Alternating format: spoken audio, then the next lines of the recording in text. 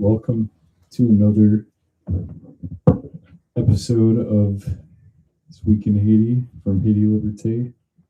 And this week had some very uh, interesting developments in Haiti that we will analyze, particularly around the Belair neighborhood and some internal developments within Vivant Ensemble. I think that before we kind of delve into that more, it might be good to start uh, by talking about what Vivant Ensemble is, right? Because one of the confusions that people seeing these developments, which were pretty widely reported in legacy media and the AP and whatnot, uh, would be confusing to an outside observer who doesn't really understand where Vivant Ensemble came from, what its constituent elements are, right? So I think we should kind of start with that. Give a little history of the Viva Sum. Yeah. Yeah. Okay. Yeah. The first thing, and to some extent, Haiti Liberté's one of its main purposes is precisely to correct the mainstream narrative, which often comes with all sorts of falsehoods and half truths, etc. Among them, AP, Associated Press, of course, being one of the major or the major wire service news source for many, many papers and websites throughout the United States. They reported, I guess I should briefly summarize what happened this week. And we addressed this in our English section. Kerbin's Louis Sant wrote a very penetrating, I think, and interesting, very thoughtful review of what happened in Belair this past week. Essentially, on the 9th of February, that is the early morning hours of Tuesday, December 9th, the Viva Sum, a coalition of groups from around the Port-au-Prince area, greater Port-au-Prince, a number of these neighborhoods. There are supposed to be 25 different neighborhoods. From that, a number, primarily that of Izo, what's called Village de Dieu, and Lower Delma, that of Jimmy Cherizier, attacked Belair to free 6 hostages who were being held there. These hostages had been kidnapped in November, so they'd been there about a month, some of them at least in early November. 2 of them were children, or one was a 12-year-old girl, the other was an 18-year-old boy, and their mother, who'd been kidnapped on their way to school. And these kidnappings, and there have been kidnappings in the past, took place in neighborhoods which were under the control of the Vivant Ensemble heads, of what they call the generals. There were 25 of them at that moment. And so some of these hostages, and I don't know where all of them came from, but at least one of them came from, for example, Croix-de-Bouquet. And these hostages were thus supposed to be under the protection of their local general, but the general from Belair, a guy called Kempes Sanon, had some of his lieutenants, in particular 3 of them, a guy called Dede, another one called Vague, and another one called Veve, were kidnapping and holding people from other neighborhoods as part of the Vivre Ensemble, and even areas outside. Now, Vivre Ensemble has an official policy of no kidnapping. They're not supposed to be kidnapping since they came to power, basically, in February of 2024. So they launched an attack to free these hostages and essentially decapitated the leadership of the Belair neighborhood. Kempeseno was captured. He, in fact, had fled to the neighborhood of Jimmy Cherizier. And those three lieutenants, or they also called them generals, but they were basically lieutenants under Kempes's control, Vague, Dede, and Veve, were killed. And so this was a major development in the Vivre Ensemble. It's the first major conflict we've seen between them. There was an incident the other day, some people may have heard of, where some of Izo's people shot at those at people in Tilapli's neighborhood, which they're both neighborhoods which are more or less neighboring neighborhoods in Carrefour area of Port-au-Prince, the southern quadrant of Port-au-Prince. But that was more of a misunderstanding, so we won't go into that. But this was really an action by the majority of the Vivre Ensemble against this neighborhood of Belair, which had been warned on several occasions previously not to kidnap, and not to especially kidnap from Vivre Ensemble areas. This is a real slap in the face of those generals. And so it was seen as quite an important moment in the organization development. But to understand the organization and even this role of kidnapping, you have to understand the genesis of it, because the Vivre Ensemble is really the merger of two groups. One was a coalition formed in May of 2020 called the G9, which was basically pioneered by three of those generals: Jimmy Cherizier, a guy called Chrysla, who has the area of Tibois in Carrefour, and a guy called Iska Andris in Cité Soleil.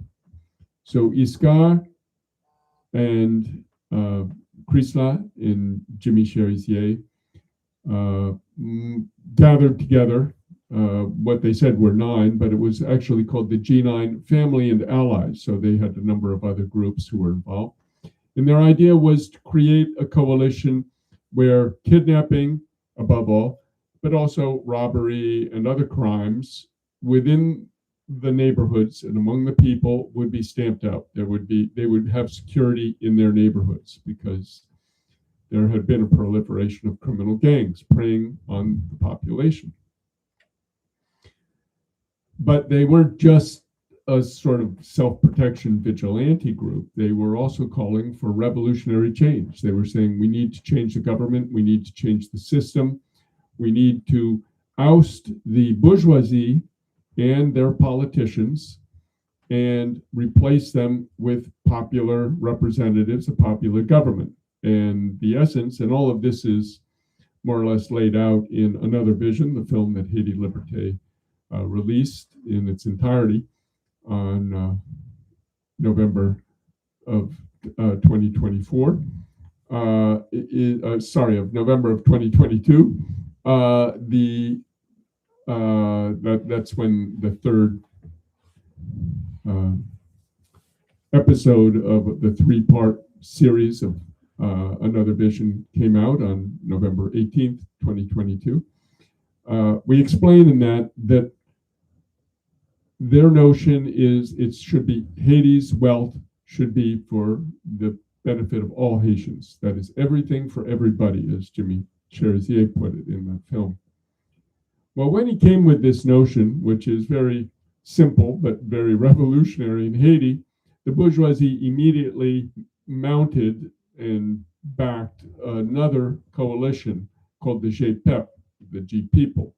So you had G9 and GPEP, and they fought for all those years to the dismay of many people in their neighborhoods, because there were huge battles with lots of gunfire and many people killed, many collateral damage, in addition to the soldiers of each side. But finally, that was always Jimmy Cherizier's goal, as he says in that film, was to unite all the poor neighborhoods together to fight against the bourgeoisie and turn their guns on the bourgeoisie. So eventually that started, or it was officially launched in September of 2023, but it didn't really come to fruition. It didn't really become real until February of 2024, when essentially the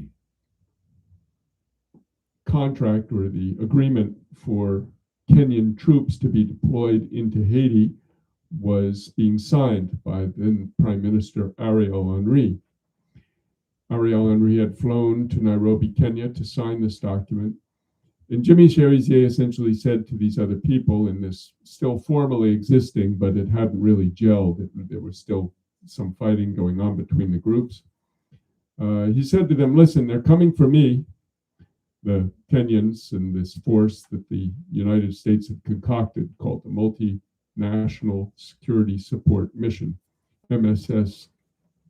It said the MSS, the Kenyans, they're sending, at that point they didn't know how many would come. They're coming to get me, but once they get me, they're going to come for you. So you have a choice to stay with the bourgeoisie, who's hired and funded and given you money, or the government too. I mean, via the government, because that was a lot of Ariel Henry's support, or you join with me and we fight them.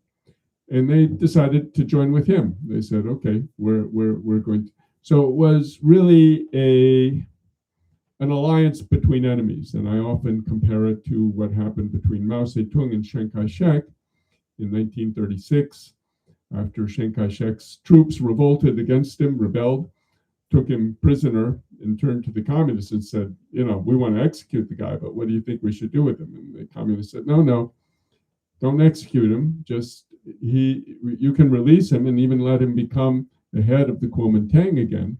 That was the forces of the established government of China. You can release him, let him become the head of Kuomintang again, but he has to go into alliance with us to drive out the Japanese imperialists who are taking over the country. And that's what happened. And they did, and they successfully drove out Japan. And that is a similar alliance of enemies that happened with JPEP and G9. So to get a little more into detail, and I hope we're not going too into detail, among the groups that were part of the JPEP, that is the anti-G9 coalition, was the group in Quadruple called Katsa Maozo, 400 Maozo, headed by a guy called Joseph Wilson, also known by several names, Plip Plip, the Baron La Plaine, but mostly he's known as La Mort Saint-Jou. La Mort Saint-Jou had actually delegated a guy who had been released from prison in a prison break in Quadruple or near Quadruple in 2021. And this guy was Kempes Sano. And so La Mort Saint-Jou basically sent Kempes Sano to Belair with guns and with soldiers to take control of Belair for the opposition at that time to Jovenel Moïse. So here you had the opposition to Jovenel Moïse putting in place a convicted, he'd been sent to prison for life, Kempes Sano, for kidnapping. They took a kidnapper who'd been sentenced to life and put him in charge of Belair. And Belair was mainly, at that time, fighting Jimmy Cherizier. However, the irony of this story is that the big press, including the US press and the local Haitian press, they put Belair as the victim. Poor Belair. They're being attacked by Jimmy Cherizier, who is just a psychopathic maniac who is attacking his neighbors, burning people alive and burning down houses, etc., etc.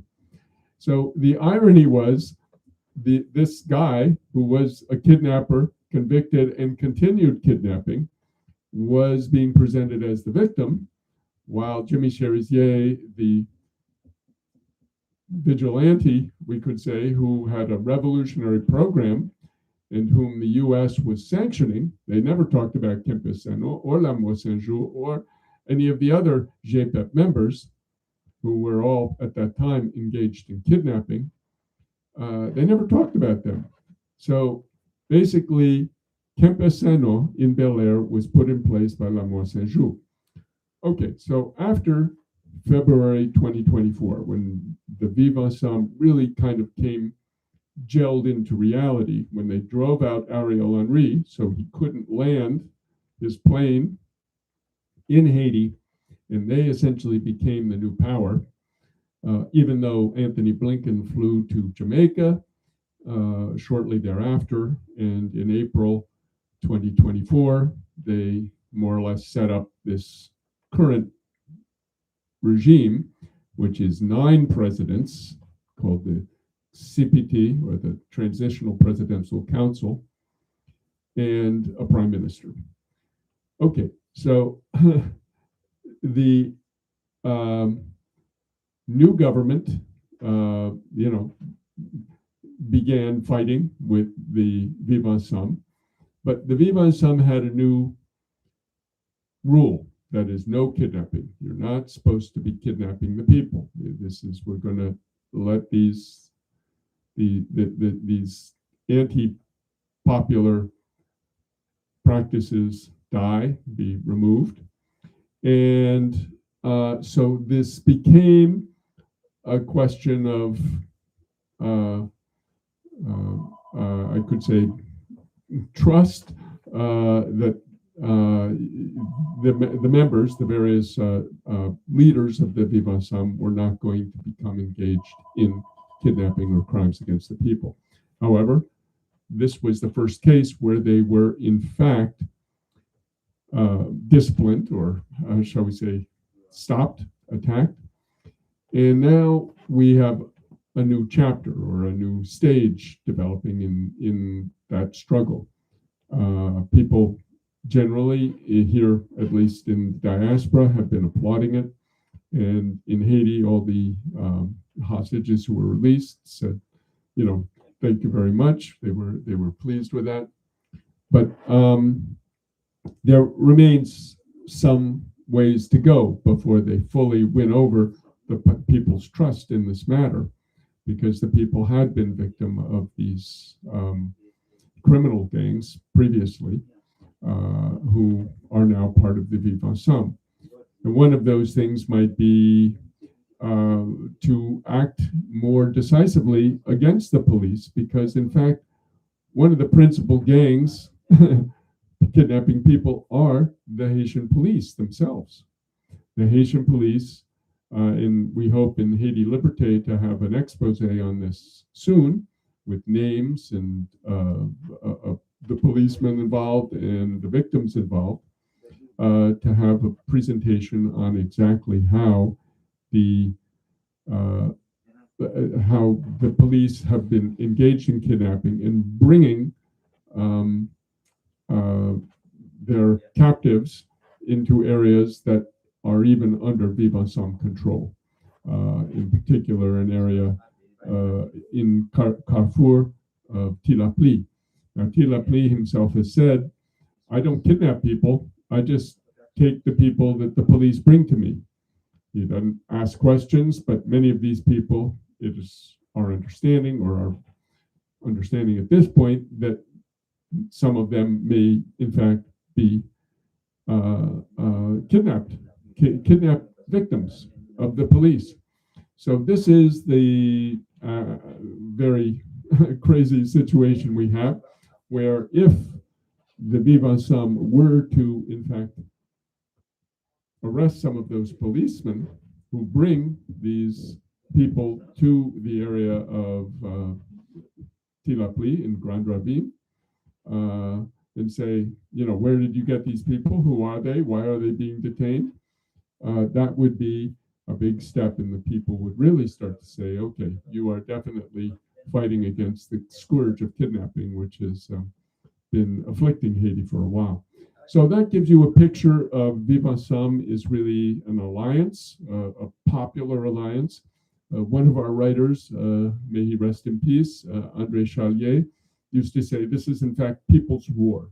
This is what people's war looks like, with all its sort of anarchy and unevenness and lack of development on certain levels. But he described the struggle of these ghettos, as they're called in Haiti, as really a form of people's war against the system, against what the bourgeoisie has set in place. So that would be the background I would give. I don't know if I've missed any holes you can fill. Would you characterize Vivant Ensemble as a political party? Well, yes, I think, political parties in Haiti are in many ways things that are often very small affairs. Sometimes you'll have, 4 people, 5 people sit around and they say, we're going to form a political party. So yes, I think they say they have constituted themselves as a political party. Jimmy Cherizier has said that there is a structure within it for, voting and for deciding things. That appears to be the case. I asked him in an interview at the end of August if he could define the structure and the program of the party. He said, not yet, basically. He couldn't do it at that moment, or he said for one reason or another. Those were his exact words. I can't do that right now. But he says there is indeed a structure and a sort of a framework in which they work. So, Vivant Ensemble it has a long way to go. Still, it's still, I could say, inchoate in some way and not fully formed. And we can't say for sure. We can't say that about anything, but we can't say for sure how this will end up playing out. But what happened in Belair was generally given approval by people, at least here in the diaspora, maybe in Haiti as well. And I think if there are more measures by the Vivant Ensemble to really play the role that the state, and that's why I think people will appreciate the article this week by Kervins Louisant, because he really delves into how the Vivant Ensemble has in fact become the state. And he used the example of Kempis Sano running from the attack that was happening in Belair to Lower Delma to put himself under Jimmy Cherizier's protection. And he said, this is proof really of the authority that Cherizier has established. And also he said Cherizier did something that the state has never done. He did not protect Kempis Sano. He turned him over to L'Amour Saint-Just, who was in fact the guy who originally had sent Kempis to Belair. And L'Amour Saint-Just, in the next day or two, it was I think 2 or 3 days ago, he held a sort of live streamed trial of Kempis Sano, where he told him, listen, you are not a leader. You are letting these guys do this kidnapping. You are even kidnapping people from my neighborhood, from my area, Quadabouquet, and this is not permissible. And, we are going to decide what to do with you. Now, what will they decide? What will the generals decide? We'll see. Will they have a public execution of Kempis Sano? Will they continue to let him, be somewhere in the organization, not as a leader? I mean, L'Amour Saint-Just said, you can't be a leader anymore. You can't be a general. That's clear. Apparently, Tilapli is the fellow we mentioned before, is opposed to his execution. So, and we don't know if they operate on the basis of democratic rules or consensus. So, anyway, there are many things that are unclear to us so far. But we'll keep reporting and keep trying to offer a clear picture on this matter. I think that one of the points of the article was to try to define vivre ensemble and using this kind of language of it as an organism that can self-regulate and have an immune system. Yeah, and this kind of biological analogy for the organization. To what extent can even with the question now of what to do with Campesinan, to what extent do you think that's possible that it can mete out justice? Yeah. Well, it depends really, I think, on the authority of Jimmy Cherzier and how far that has come and how strong it is. He is officially the president and spokesperson of Vivre Ensemble, and he plays that role basically daily or almost daily on podcasts and live streams that he does on TikTok and on video and in interviews, etc. So he's first the elder of Vivre Ensemble. He's about the oldest individual. He was born in 1977, so he's 48 years old. Many of the Vivre Ensemble, quote unquote, generals are young men. They're in their 20s and 30s. L'Amour Saint-Jour, for example, is 32 or 33 or 31. So, these are young men. He has a certain eloquence and charisma and ability to communicate the ideas and the vision that he has of Haiti, which to me is fundamentally practically a socialist society that he describes when he says everything for everybody, and we're not going to have one class sucking off the others, etc. So we'll see how much he has control of this very ragtag and disparate group of people who were his enemies. And it's for sure the U.S. Embassy with the CIA. Eric Prince is down there with all kinds of mercenaries. You can imagine that, and that's not just the U.S. empire. I'm sure the Canadians and the French, the other two neo-colonial masters of Haiti, are also working overtime to try to find a way to sabotage, undermine, create division, blow up the Vivre Ensemble, and therefore go forward.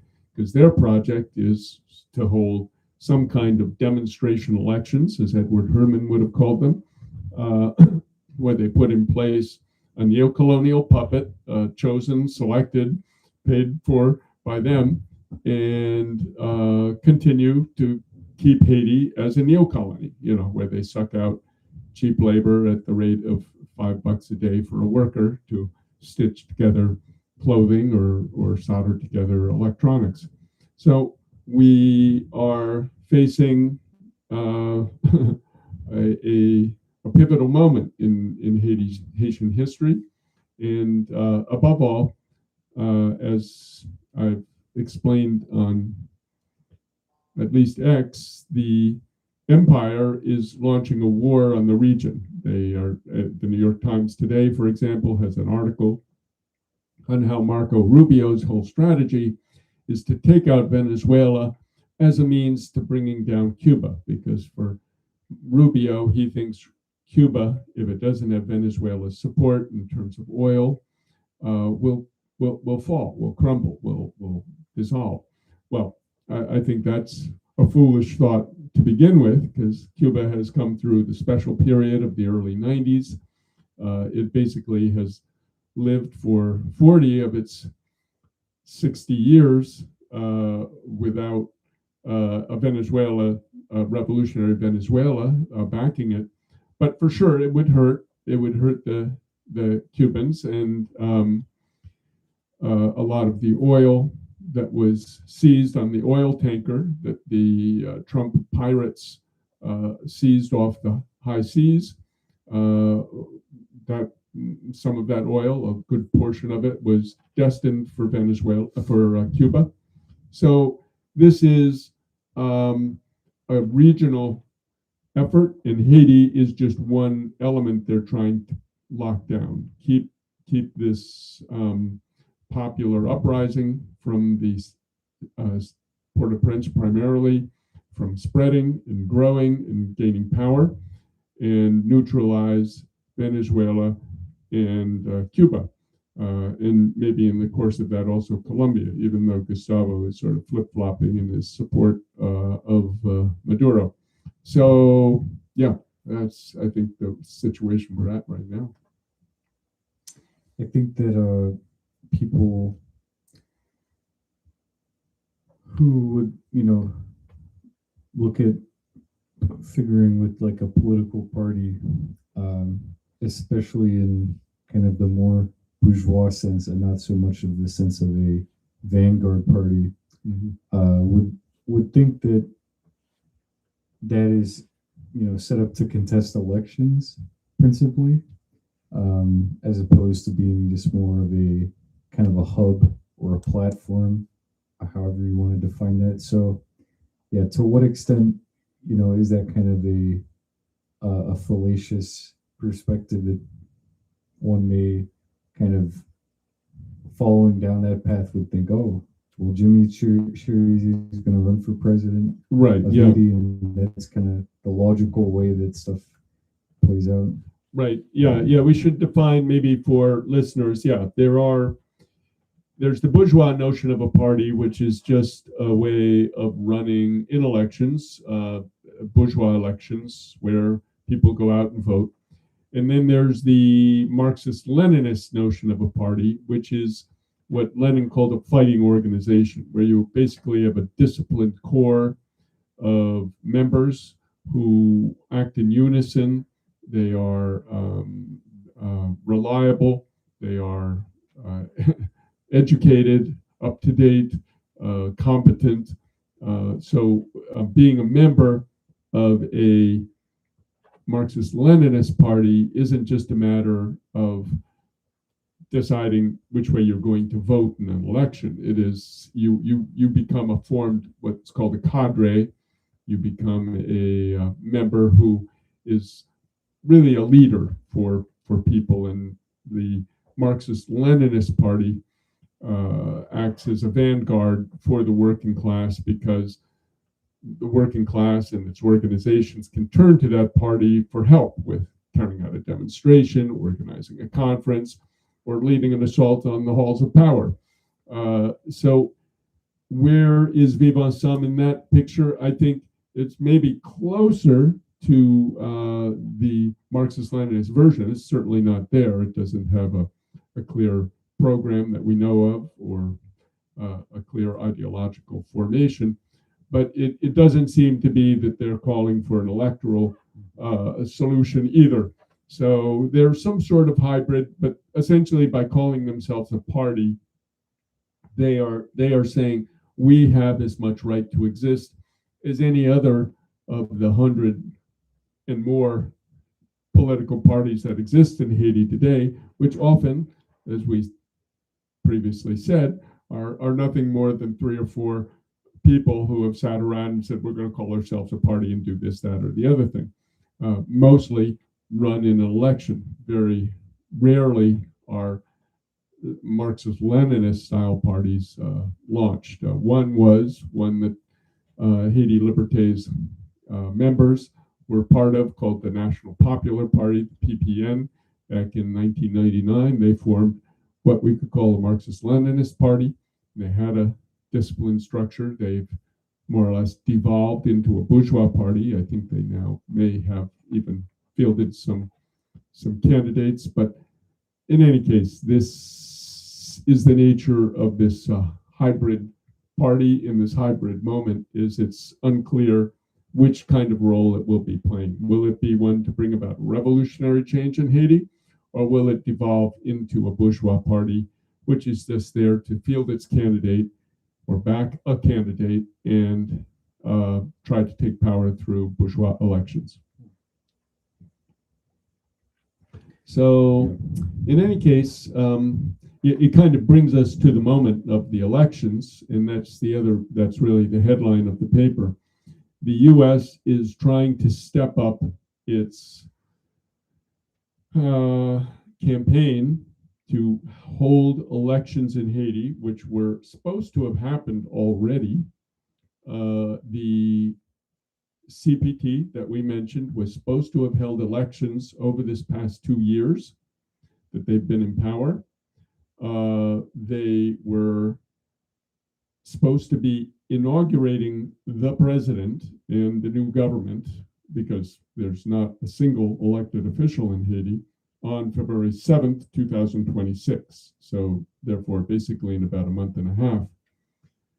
So obviously that's not going to happen. They only just now, this past week, came with an electoral law, and what they call the KEP, the Electoral Council, is saying that the elections will happen in August of 2026, so that by February 7th of 2027, there will be a government in place. We'll see if that's even possible. It's very doubtful. But right now, the big question is, what's going to happen on February 7th, 2026? There has been talk of a new prime minister coming in. There is a sector, primarily with the presidential council member called Fritz Jean, who has been pushing to remove Alex Didier Fils-Aimé, who is the prime minister, from power. And he may have the support, to some extent, even of the current president, the current rotating council president, CPT president, called Laurent Cécile, who represents not even a political party, just represents the bourgeoisie, the business sector. So there seems to be a move, and even though Cécile is a little more cordial with Prime Minister Alex Didier Fils-Aimé, but there remains a tension between members of the council who may be thrown in the garbage on February 7th, even though there's been talk about building a new transitional government. But it's looking more and more likely by the analysis of our staff here at Haiti Liberté that Alex Fils-Aimé will be left as the last man standing from this current period, and will assume a role of a sort of an Ariel Henry, where essentially they just have a prime minister who is the head of government. He's the one who basically runs the ministries, etc.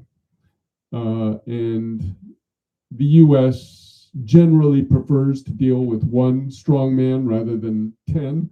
In this case, they have the 9 presidential members of the CPT, and then the prime minister. But the prime minister is the real power, and we'll see. Will they come with some new formulation for a CPT, or renew the old one, or ditch the CPT completely and just have the prime minister running it, as was the case again with Ariel Henry? This is the $64,000 question. So we continue to follow this in Haiti Liberté weekly. The fact that the U.S. is carrying out these absolutely illegal and shocking attacks throughout the Caribbean and the Pacific on boats. I think at this point it's something like 28 boats have been bombed that we know of, killing, I believe it's 87 people so far, and it may be more. In some cases, the people were clinging to the wreckage of their boat and they went back and bombed them and killed them. Again, people who we have zero explanation of, whether they were anything more than fishermen. And many say that they were just fishermen or people out ferrying something around. In any case, this is totally shocking and revolting the conscience of Latin America, and I could say the world in general, but particularly the seizure this week of an oil tanker going from Venezuela to bring oil back to China, but also to Cuba. This is just piracy, straight up, and people are shocked that they have gone to this level of piracy. I mean, we're starting, and I think, Joseph, to some extent, I wonder if, in a way, what happened in Gaza with Israel and the live-streamed genocide that they carried out, whether this wasn't almost a test case or a harbinger, really, of this period of just complete lawlessness that we see coming from the Trump administration. But just to finish the thought, I think all of this is going to make it very difficult for them to raise any troops for this now redubbed Gang Suppression Force, GSF, as they're now calling the MSS. The GSF is going to have a very hard time, I think, to get troops from Latin America, other than the most complete lackeys, such as El Salvador, where they have, I think, 300 troops from, Guatemala, maybe they'll get some from Panama, of course, Jamaica, Bahamas, Belize have thrown in a smattering of troops, but most of them are Kenyans. 700 Kenyans so far, but they just received 230 more Kenyans this past week. They're hoping to get to 5,500 troops. Will they be able to get there? Well, they're supposed to be bringing in 1,500 Bangladesh troops. There's Chad is supposed to be sending, I think it's also 1,500. At one point, Benin, which just barely survived, and it may not be over yet, a coup by progressive forces, apparently. They at one point were promising 2,000 troops. So we'll see how the future unfolds. But I think the empire, in its desperate flailing as it gradually goes down the tubes of history, is alienating a lot of Latin America. And they may end up shooting themselves in the foot with regard to this GSF force they're trying to assemble in Haiti. And just to add one last coda on that, even in the UN, where they put in place some kind of mechanism called the UN Support Office for Haiti, UNSO, to siphon money out of the UN peacekeeping operation budget to support this GSF, because they never could get the money on voluntary basis from countries for the MSS. I think even UN countries are going to be so horrified and shocked and outraged by the US flagrant trampling of all the UN principles that they may throw all kinds of roadblocks into the UNSO getting funds from the UN peacekeeping operation budget for this clearly US mercenary force that they're assembling in Haiti. Well, I think the last, it's a little bit unrelated. Well, it's related, but one other thing that I was thinking to bring up with respect to the theme of the conversation around Campesino and how Vivant San is going to deal with it, that I was surprised to see that Rolling Stone, their I guess their edition for January of the new year, or that they had, they deploy journalists and stuff. That they did a piece, and the title is "Vigilantes versus Gangs Right. in Haiti," and I guess they sent some. I didn't really read it, and I'm actually not sure if that issue is out yet, or if I. Yes, it is. is, I read it online. Yeah. Yeah. Well, I'm always curious with those. Vice is another one that consistently, would have stuff of, oh, we went to interview the criminal king of Port-au-Prince, and Right. Jason Matlock, who did the Rolling Stone piece, but also worked and did one of the Vice episodes. Yeah. Yeah. The framing of vigilantes versus gangs is very, of course, it's very devoid of, a class analysis. And I think part of what we are attempting to provide with this as well, and throughout a lot of it, is a lot of the analysis is that it isn't that simple. I think I was a little impressed to see that, because it's slightly better than the otherwise, just these gangs, these lawless gangs kind of thing. But of course, we're trying to also think about how there are class components within Vivant Ensemble, like any organization. But of course, it's more of a socialist organization, or it's more, at least anti-capitalist to some extent, anti-imperialist. But you have people in there, and kind of we were saying at the outset, even within these dynamics, some are former police officers like Jimmy, some are very young and maybe part of the lumpen proletariat, which we've talked a lot about, or part of,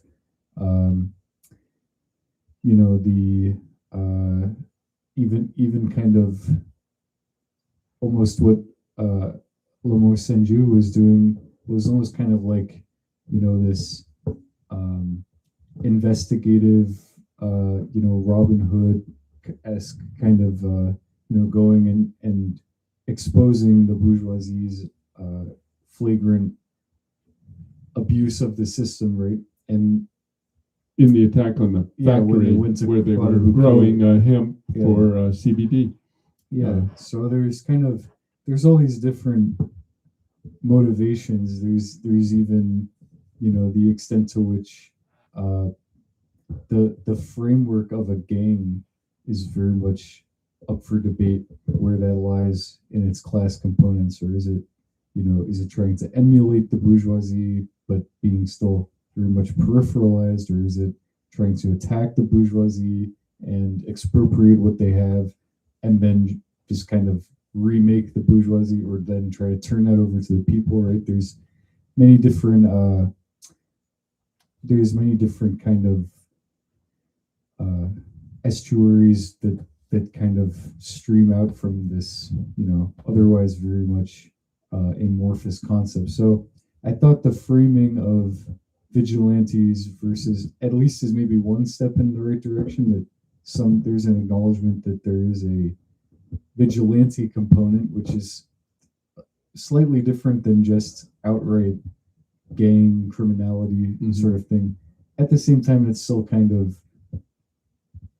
projecting them as part of a criminal element that's outside of the law, the real recognized established law. But anyways, suffice it to say, I bring this up, and it's good to hear you read that article. Well, yeah, let me explain that article a little bit, because really what it is a, in Creole they say voix montée. It's really a portrait of a guy called Jean-Ernest Muscadin, who is what's called the commissaire de gouvernement.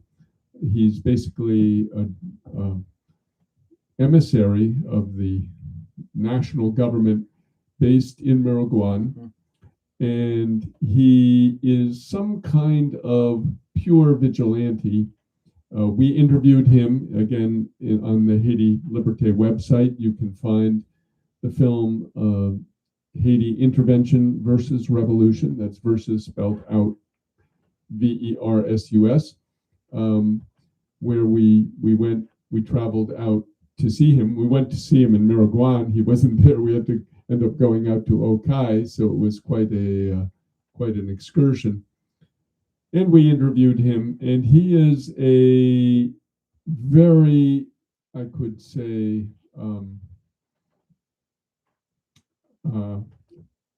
he's he does on the spot trial. They basically take somebody who they've intercepted's phone, they look through it, they look at the person. Do they have dreads? Do they have tattoos? Do they have something that indicates they might be a gang member? And on the basis often of no evidence at all, they will execute the person on the spot. And this has caused some type of blowback. One of the people whose uncle, I believe it was executed by Muscadin and his people, and has spoken out about it and is totally enraged by it, is featured in that article. But generally, Muscadin is very popular in the South. They say that's why the whole gang phenomenon has not spread to the South. But as Jimmy Cherizier has pointed out, he said Muscadin has executed many innocent people.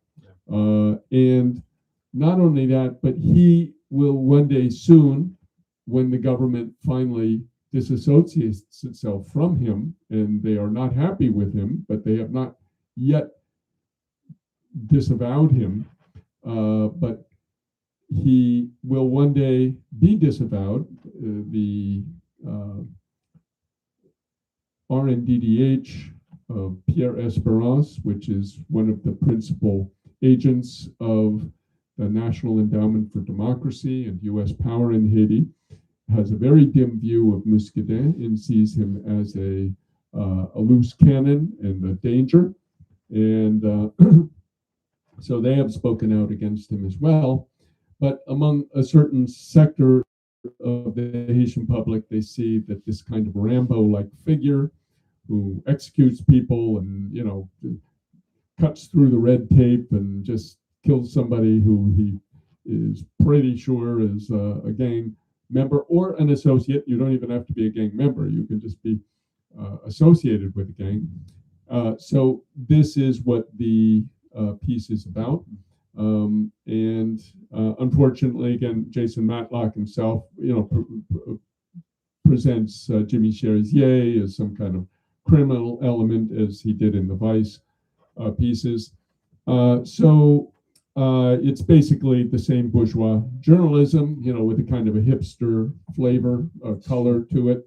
Hipster imperialism, I think it's been called. Vice, and to some extent Rolling Stone fills that niche too, and Jason Matlock certainly. So all of this to say that Jimmy Cherizier has said one day Muscadin himself will be a gang, because he will no longer have any official title, and yet he'll have all these guns, he'll have this force of people that he uses. And this is right now what's happening. The government is taking a lot of young men in various neighborhoods and forming them into paramilitaries. So it's really what we saw in Colombia, the same dynamic to fight the guerrillas in Colombia of the FARC and the ELN and other guerrilla movements in Colombia. They formed paramilitary forces, which did much of the fighting, even more so than the army. So the paramilitaries of the government become one of the principal fighting forces, and also committing many of the same arbitrary executions and killings, even killing anybody whose identity card has a neighborhood which is under Vivre Ensemble control. So if you have an identity card which says Delma 6 or Delma 2 or Village de Dieu or Tibois or an area, Quadruplique, which is under Vivre Ensemble control, they kill you. And it's one of the reasons why there have been clashes between the Vivre Ensemble and these what are called brigades, because they've killed people from those neighborhoods, and then the neighborhood responds and attacks that area. This is happening up in Mirabale. This has happened in Arcae. It's happening over the Artibonite, where there's a lot of skirmishing between government-backed brigades, one called Coalition in particular, versus the local group up there called Grand Griffe, which is more associated with Vivre Ensemble. It's not part of Vivre Ensemble exactly, but it's sort of an ally of Vivre Ensemble. So all of this to say that yes, the vigilante aspect that is covered in this article, goes a little more in depth and is not the complete cartoon that you see in the mainstream press, mostly in the US, where you have all these just gang psychopaths who love to kill and have bloodlust or something. And then the forces of order, they do a very simplistic picture. The Rolling Stone piece presents a little more nuance, but essentially arrives at almost the same conclusion. Well, I think that is a good kind of cursory overview, and I think we could almost even put in the headline or the description for this that we're kind of focused on this week's developments with Campesson, which is really, as we said, very important news for Vivre Ensemble. It doesn't mean that Vivre Ensemble has collapsed, or that it can't overcome a hitch or learning curve like this, amongst many others. But it's also a good overlook at what the organization is as a whole. Kind of a understanding of it, in the complexity of it. It's really, I could say, an organization in transition or in formation. It's a coalition, and it's a little bit. It's for sure there's going to be future struggles within it, and but for it to get a real head of steam, it has to go further in terms of defending the people, particularly against the police who have been kidnapping. And again, we are going to do our best to get a solid article on this kidnapping, the police kidnapping phenomenon, which is happening, because often many kidnappings are blamed on the Vivre Ensemble, but in fact it is the police who have been carrying them out. And it's easy for them to do it, because when somebody sees a policeman stop your car, get up, you think you're in safety, and then they say, get out of the car, you're coming with us. It's just a terrible phenomenon where the forces of order are the ones doing the kidnapping. Okay. That's it for this edition of This Week in Haiti, and we'll see you again next week from another live stream around our usual time like this. Thanks. Thanks Tune in very again much. next week.